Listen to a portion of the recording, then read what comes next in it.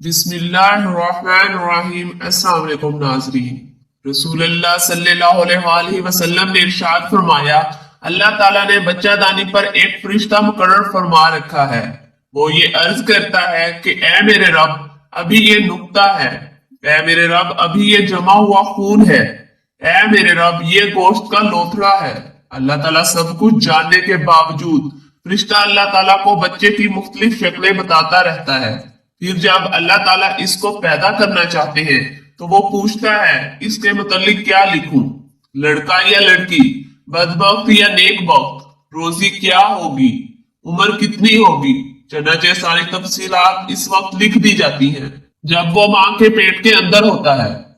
اللہ کے نبی صلی اللہ علیہ وآلہ وسلم کی محفل لگی ہوئی تھی، دیوانہ پروانہ مستانہ سب بیٹھے ہوئے تھے۔ اللہ کے نبی صلی اللہ علیہ وآلہ وسلم نے اپنے دیوانوں سے سوال کیا، اے صحابہ یہ بتاؤ عورت کے لیے سب سے بہترین چیز کون سی ہے؟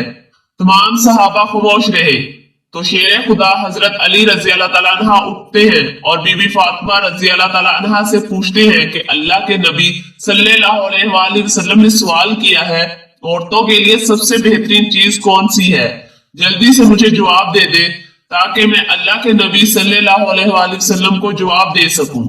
تو حضرت علی رضی اللہ تعالیٰ عنہ وہاں پہنچے، آپ نے عرض کی، یا رسول اللہ صلی اللہ علیہ وآلہ وسلم، عورت کے لیے سب سے بہترین چیز حیا ہے۔ آپ صلی اللہ علیہ وآلہ وسلم نے فرمایا، جو آپ کہاں سے پوچھ کے لائے ہو؟ حضرت علی رضی اللہ تعالیٰ عنہ نے کہا بی بی فاطمہ رضی اللہ تعالیٰ عنہ سے۔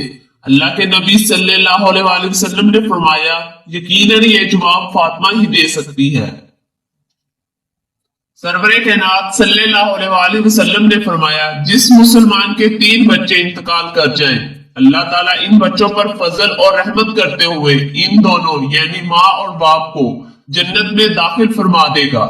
صحابہ کرام علیہم اجمعین نے عرض کی، جس کے 2 بچے فوت ہو جائیں، نبی کریم صلی اللہ علیہ وآلہ وسلم نے یہی فرمایا، اس کے لیے بھی یہی اجر ہے۔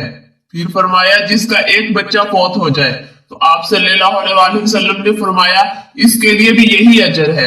فرمایا اس ذات کی قسم جس کے قبضے میں میری جان ہے، جس عورت کا کچا بچہ فوت ہو جائے یعنی جس کا حمل ضائع ہو جائے، بچہ مر جائے لیکن پھر بھی وہ اس پر صبر کرے تو وہ بچہ اپنی ماں کو نافذ کرتا ہوا جنت میں لے جائے گا۔ رسول اللہ صلی اللہ علیہ وآلہ وسلم نے ارشاد فرمایا، غصہ شیطان کے سبب ہوتا ہے اور شیطان آگ سے پیدا کیا گیا ہے اور آگ پانی سے بجھائی جاتی ہے، لہذا تم میں سے جب کسی کو غصہ آئے تو وضو کر لیا کرے۔ اللہ تعالیٰ سے دعا ہے کہ اللہ تعالیٰ میرا سنانا اور آپ کا سننا اپنی بارگاہ الہی میں قبول اور منظور فرمائے، آمین۔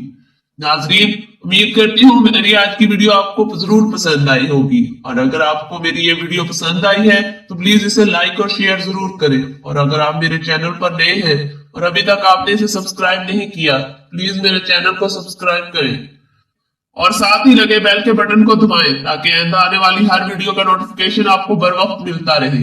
اللہ تعالی ہم سب کا حامی و ناصر ہو، آمین ثم آمین۔